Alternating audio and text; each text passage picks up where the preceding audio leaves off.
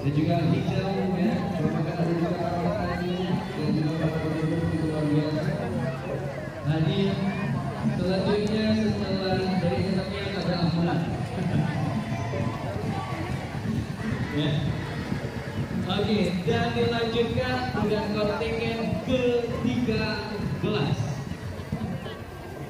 dari Lek Sumawe. Oke. Pak Ganjar ya.